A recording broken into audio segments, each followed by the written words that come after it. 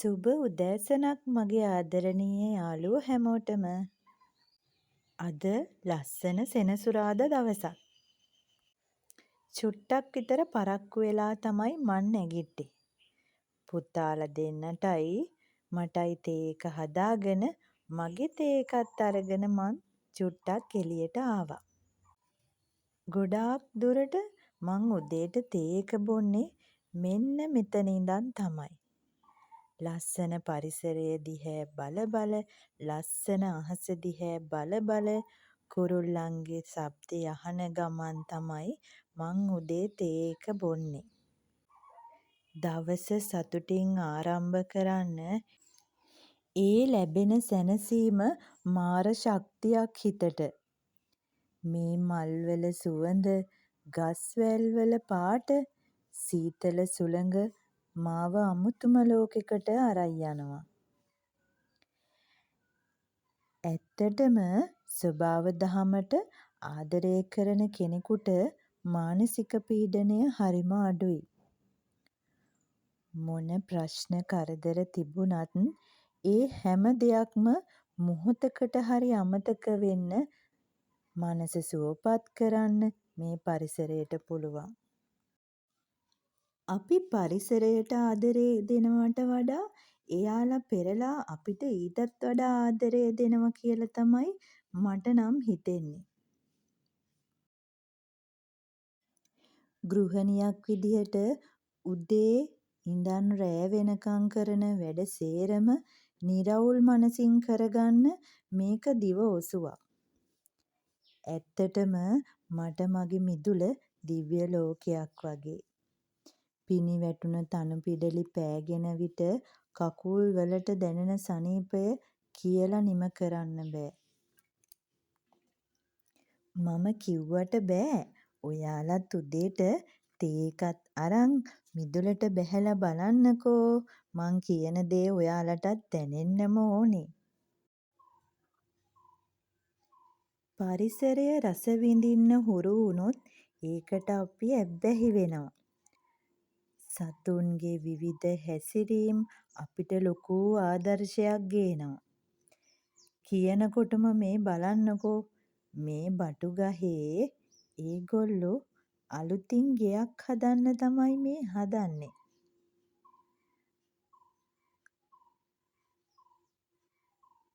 එකමුතු වෙලා එයාලා කරන වැඩ බලන්නකෝ. මේන් බලන්නකෝ ඒ ගමන මෙයා කරන්න හදන වැඩක්. එයාට උදේ පාන්දර අඹ කන්න ආස හිතිලා. ඕන්න අඹ ගහට බැරි බැරි ගාතේ නැගගත්තා. දැන් ඉතින් මේ හදන්නේ අඹ කඩන්න. මේ අඹ පැලේ හිටෙව්වේ පුතා ඉස්සෙල්ලාම ඉස්කෝලේ ගිය පළවෙනි දවසේ. මේක හිටෙව්වෙත් එයාම තමයි. දැන් පුතා ඉන්නේ 6 වසරේ. එතකොට හිතා ගන්නකෝ මේ අඹ ගහේ වයස. මේ තමයි පළවෙනි පාර හැදුණු අඹ. එයා තමයි ඉස්සෙල්ලාම අඹ කඩන්නෙත්. අද දවසේ එනකන් එයා හිටියේ නොඉවීසෙල්ලෙන්. බලන්නකෝ එයාගේ සතුට. බොහොම අමාරුවෙන් තමයි ගහෙන් බස්සගත්තේ. යාළුවෝ දන්නවද මේ අඹ වර්ගය මොනවද කියලා? අනිත් අඹ වලට වැඩිය ටිකක් ලොකුයි. හස්බන්ඩ් නම් කිව්වේ අල්පොන්සු අඹ කියලා. හරියටම දන්නේ නෑ මොනවද කියලා. ඔයාලා දන්නවා නම් කමෙන්ට් එකක් දාන්න බලන්න මේ අඹ ජාතිය මොනවද කියලා.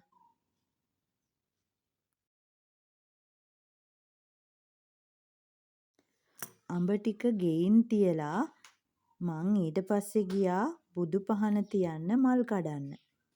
මේ බලන්නකෝ සේපාලිකා මල් බිම වැටිලා තියෙන තරම්. හරීම සුවඳයි. හරීම ලස්සනයි. මට නම් මේ මල හරී පිං පාටයි. ගහට වැඩිය මල් ගොඩක් තියෙන්නේ බිම. මේ මල් වගේ තමයි යාළුවනේ අපේ ජීවිතත්. ලස්සනට පිපිලා සුවඳ හමලා පර වෙලා යනවා. මේ ඉන්න ටික කාලේ කාටවත් කරදරයක් නොවී ලස්සනට සැනසීමෙන් සතුටෙන් පවුලේ ආදරණීයයන් එක්ක ජීවත් වෙමු. මොකද අපේ මේ ජීවිත හරි අස්තීරයි. මොන දේවල් ඉස්සරහට වේවිද දන්නේ නෑනේ. ඉස්සරහට මොන දේ සිද්ධ වුණත් අද දවස සතුටින් ගත කරන්න. හැමෝටම ආදරණීය චරිතයක් වෙන්න. පින් රැස් කරන්න. ඒක තමයි සැනසීම. අදහන ආගමට අනුව ජීවිතයේ අනිත්‍ය බව තේරුම් ගන්න. එතකොට ජීවත් වෙන්න හරීම ලේසියි අපිට. මේ බලන්නකෝ ඊට පස්සේ අපේ පුතා උදේම කුරුල්ලන්ට කන්න දානවා. මේ වැඩේට දැන් එයා පුරුදු වෙලා ඉන්නේ. උදේ නැගිටලා තේ එක බීලා ඉස්සෙල්ලාම කරන්නේ කුරුල්ලන්ට කන්න දාන එක තමයි. මමත් ගිහිල්ලා මගේ යාළුවෝ ටික අද චුට්ටක් එළියට යවනවා. එයාලට නිදහසේ තනකොළ කොළ ಜಾති කන්න එයාලව අද චුට්ටක් එළියට අරිනවා. මෙයාලා කොළ ಜಾති කන්න හරි ආසයි. බලන්නකෝ යාළුවනේ හරියට එළුවෝ වගේ කොළ කන්නේ. මම මෙයාලා සතියට දෙතුන් පාරක් එළියට යවනවා. උදේ ඉඳන් හවස වෙනකන් එළියේ කොළ ಜಾති කාලා එයාලා 5 මාර 6 වෙනකොට දන්නේම නැතුව කූඩුවටත් යනවා. මට තියෙන්නේ කූඩුව වහන්න විතරයි. මෙයාලා හරීම හීලෑ සත්තු జాතියක්. ඔන්න ඔය ගල උඩ ඉන්නේ රජතුමා. එයාගේ බිසෝවරු ටික තමයි මේ ඉන්නේ. රජතුමා ගල උඩ ඉඳගෙන කට්ටිය දිහා හොඳට ඇහැ ගහගෙන ඉන්නේ. බලන්නකෝ. අපිට ඉන්නේ එක කුකුල්හාමි කෙනෙක් විතරයි. අනිත් ඔක්කොමල්ලා කිකිලිහාමිනේලා තමයි ඉන්නේ. හරි. දැන් අපි යමුකෝ ගෙට චුට්ටක්. අච්චාරුවක් හදන්නයි දැන් හදන්නේ. මම අච්චාරු හදන්නේ මෙන්න මේ විදිහට. චුට්ටක් බලාන ඉන්නකෝ. මේ වෙලාවේ අපේ ඩබල මං ගාවින් හෙල්ලෙන්නේ. මේක හදලා දෙනකන් ඒ දෙන්නට ඉතින් ඉවසිල්ලක් නෑ. දැන් අපි මේ ටික සුද්ධ කරලා කපා ගත්තා. ඊට පස්සේ මේකට මිරිස් කුඩු දාගන්න ඕනේ. ඊට පස්සේ දාගන්න ඕනේ ගම්බිරිස් කුඩු. ඊටත් පස්සේ සීනි ටිකක් දාගන්නවා. මං ටිකක් සැර අඩුවට තමයි මේ අච්චාරුව හදන්නේ. මොකද අපේ බබාලා දෙන්නට එච්චර සැර කන්න බෑ. ඊට පස්සේ මේකට ලුණු ටිකකුත් දාලා අපි හොඳට මේක කලවම් කරගන්න ඕනේ. ඔන්න ඔච්චරයි මං නම් අච්චාරු හදන්න දාන්නේ.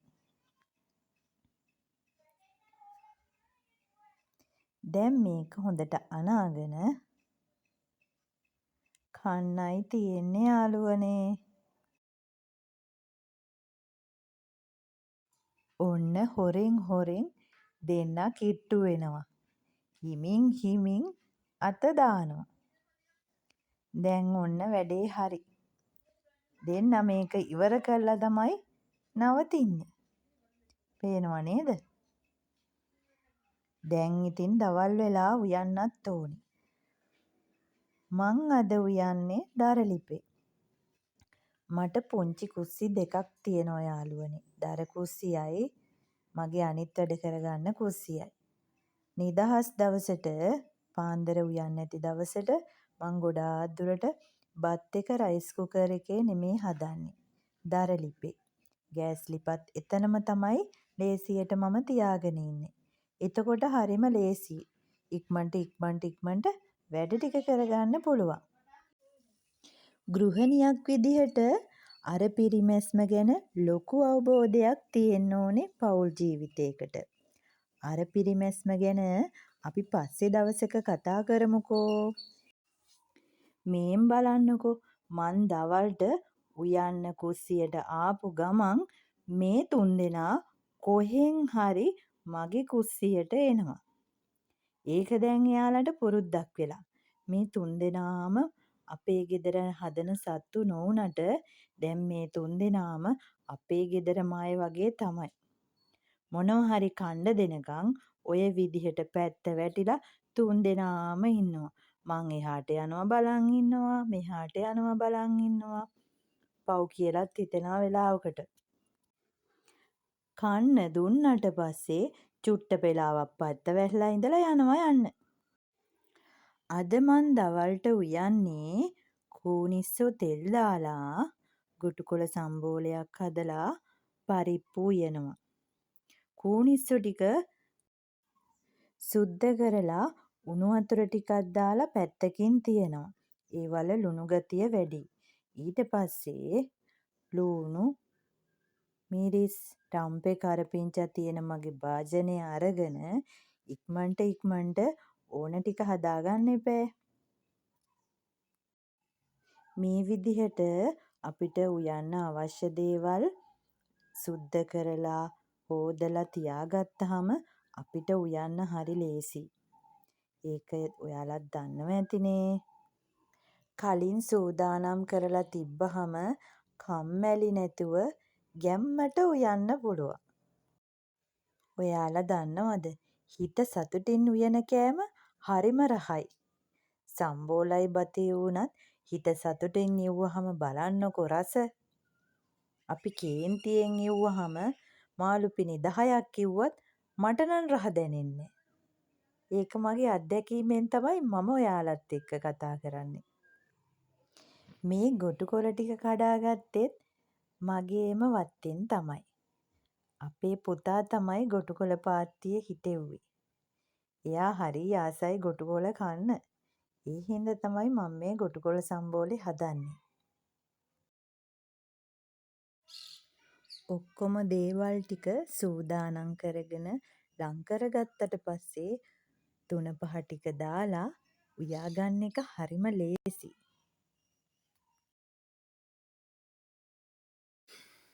අපි දැන් මේ ටික රසයට උයාගන්න. ඔයාලත් එන්නකෝ මං උයන විදිය බලන්න. දැන් පරිප්පු ටික පොඟන්න දාලා සෝදලා අරගෙන ඒකට මිරිස් කුඩුයි කහ කුඩුයි විතරයි මම දාන්නේ. ලූණු කරපිංචා රම්පේ මිරිස් දාලා මේක අපි දැන් ඉක්මනට ලිපේ තියාගමුකෝ.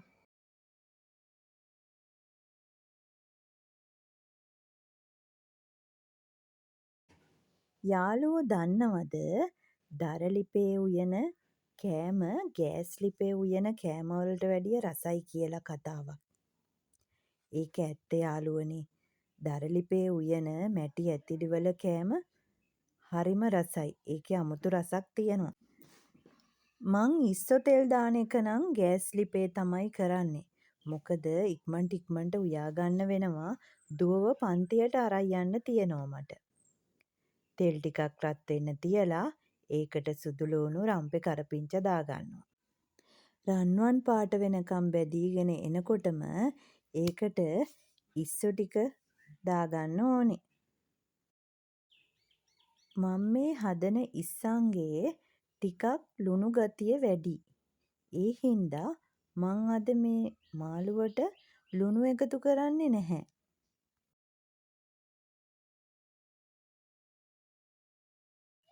දැන් අපි මේකට ලූණු එකතු කරගන්න ඕනේ. ඊට පස්සේ තක්කලි ටිකකුත් දානවා. තක්කලි ගෙඩියක් විතර තිබ්බහම ඇති. ඊට පස්සේ මේක හොඳට කලවම් කරලා මේකට කෑලි මිරිස් කහ ටිකක් එකතු කරගන්නවා.